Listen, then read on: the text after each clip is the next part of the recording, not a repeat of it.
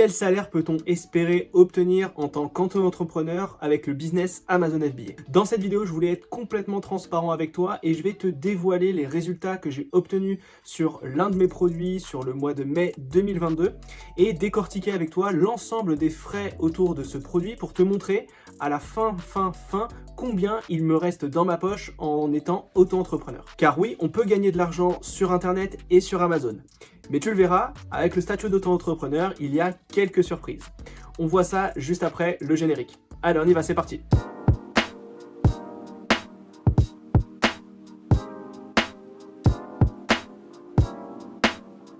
Salut, c'est Romain, bienvenue sur ma chaîne où j'aide les jeunes entrepreneurs à développer leurs revenus en ligne. Comme je te dis dans l'introduction de cette vidéo, l'objectif est de décortiquer avec toi l'un de mes produits que je vends sur la Marketplace France sur le mois de mai 2022. Je reçois très souvent cette question de personnes qui veulent se lancer sur Amazon et qui me disent « Est-ce que c'est mieux de se lancer en auto-entreprise ou en SASU ?»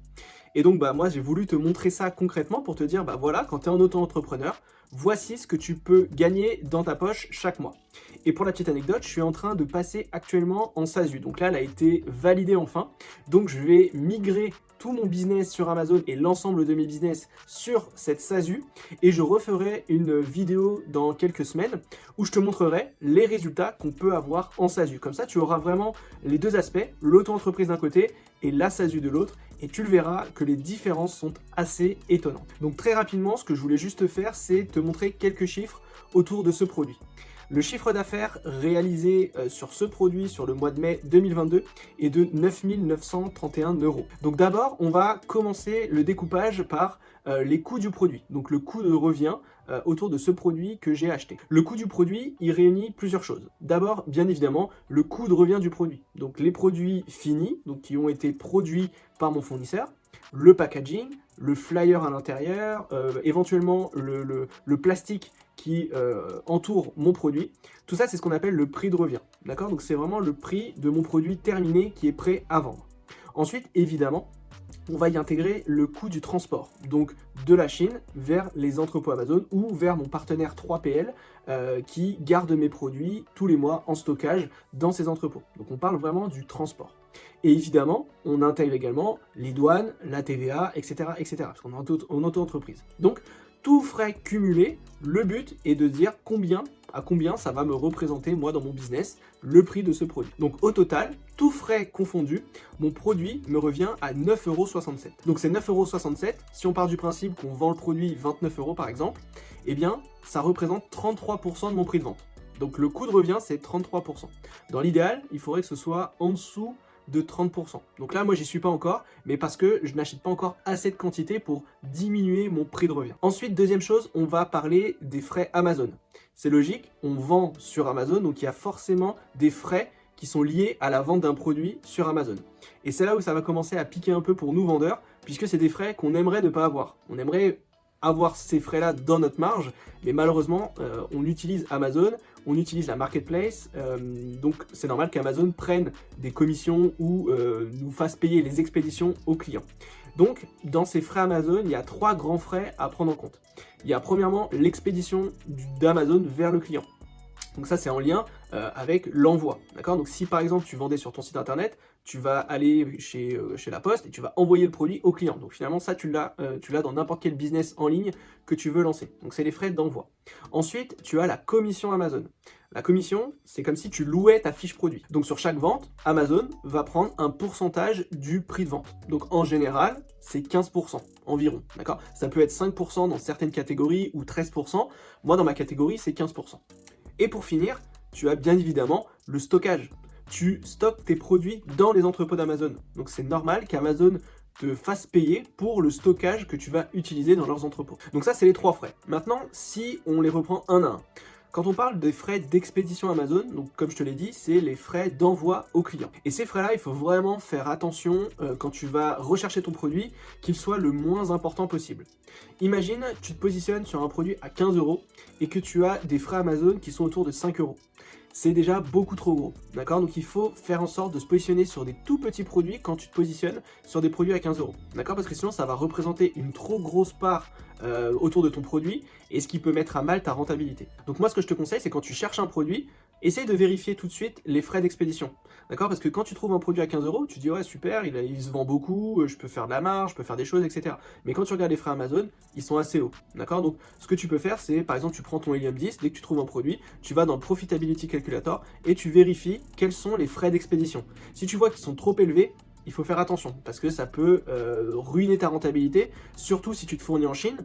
Tu vas payer tes produits assez cher et donc ta rentabilité va pas être très bonne si tu te positionnes sur ce produit. Et là, je vais te montrer deux exemples qui te montrent que les frais d'expédition peuvent énormément varier pour un même produit.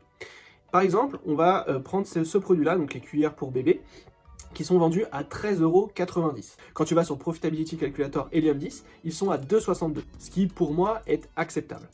Pour un autre produit sur ce même marché, donc quasiment similaire, qui est vendu à peu près à 14 €, les frais d'expédition sont ici de 4,19 €.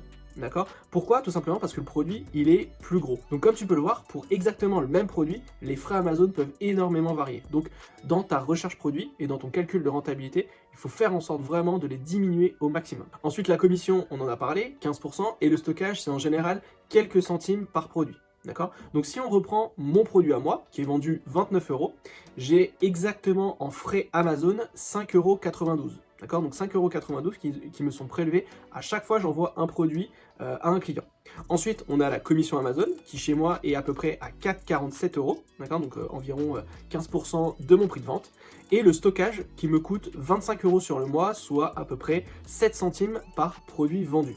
Au total, les frais Amazon me coûtent 10,39 €, soit 36% de mon prix de vente. Donc en gros, à chaque fois que je vends un produit, il y a 10,39 € qui partent en frais Amazon. La troisième chose à prendre en compte autour de ton produit, c'est évidemment la publicité. Le PPC, ça signifie Pay Per Click. Pour faire simple, à chaque fois qu'un client va cliquer sur ton annonce, eh bien tu vas payer pour ce clic. Donc le CPC, donc le coût par clic, peut varier selon le produit, selon la catégorie et selon le mot-clé. Si jamais tu ne maîtrises pas bien la publicité, j'ai fait une vidéo tutoriel complète autour de ce sujet que je te remets juste au-dessus. Alors, est-ce qu'il faut faire automatiquement de la publicité? La réponse est oui. Pourquoi? Tout simplement parce que quand tu vas lancer un produit sur Amazon, l'algorithme ne te connaît pas. Il ne sait pas si ton produit peut faire des ventes. S'il fait des ventes, est-ce qu'il peut faire gagner de l'argent à Amazon? C'est vraiment la problématique de l'algorithme, c'est qu'il ne te connaît pas. Donc au départ, il ne va pas te donner de visibilité parce que lui, il a déjà des concurrents qui font des ventes sur ce produit. Donc évidemment, il gagne de l'argent avec eux, donc il va les garder et il va les laisser bien positionnés pour continuer de faire de l'argent. Derrière, toi, tu arrives tout nouveau, tout frais, avec un nouveau produit. Donc il va te tester. Et toi, au départ, pour avoir plus de visibilité, il va falloir que tu fasses de la publicité. Tu vas devoir payer pour les meilleures places sur Amazon. Les meilleures places, c'est bien évidemment celles qui sont tout en haut des résultats de recherche quand tu tapes un mot-clé. D'accord? Donc pour être à ce niveau-là, il va falloir payer. D'accord? Donc tu vas commencer à faire des ventes. Si ton produit est bon et que ton offre est bonne, tu vas faire au fur et à mesure des ventes, ce qui va améliorer ton classement. D'accord? Donc ton classement des ventes, tu vas gagner des positions par rapport à tes concurrents. D'accord? Et plus tu vas grimper dans le positionnement, plus tu vas avoir un meilleur ranking au niveau de tes mots-clés. D'accord? Donc au départ, peut-être que sur le mot-clé principal de ton produit, tu vas être en page 6 ou 7, et après avoir fait quelques ventes à l'aide de la publicité, tu vas passer en page 1. Et ton listing va augmenter, il va grappiller des positions jusqu'à être bien positionné. Et à partir de ce moment-là, quand tu es vraiment très très bien positionné, dans les 4 premiers ou dans les 8 premiers, c'est à ce moment-là que tu peux arrêter la publicité et voir si tu continues de faire des ventes en organique. Donc sans publicité, vraiment naturellement. D'accord? Si tu vois que tu y arrives, c'est jackpot, tu n'as plus besoin d'avoir de budget publicitaire et tu peux intégrer ce budget publicitaire dans ta marge. Par contre, si tu vois que tu arrêtes la pub et que tu fais moins de ventes, c'est peut-être que ta fiche produit, elle n'est pas encore assez puissante par rapport à la concurrence. Et donc là, il faudra garder un petit budget publicitaire autour de ce produit et tu verras peut-être plus tard à retirer ce budget publicitaire. Alors, comment évaluer le budget publicitaire que tu vas devoir mettre en place sur un produit? Eh bien, tu pars du principe que tu vas prendre 10% du chiffre d'affaires que tu vas réaliser avec la commande que tu viens de passer et que tu vas avoir donc ce budget pour la publicité. Dans mon exemple, j'ai réalisé 9 931 € de chiffre d'affaires donc sur ce produit au mois de mai 2022.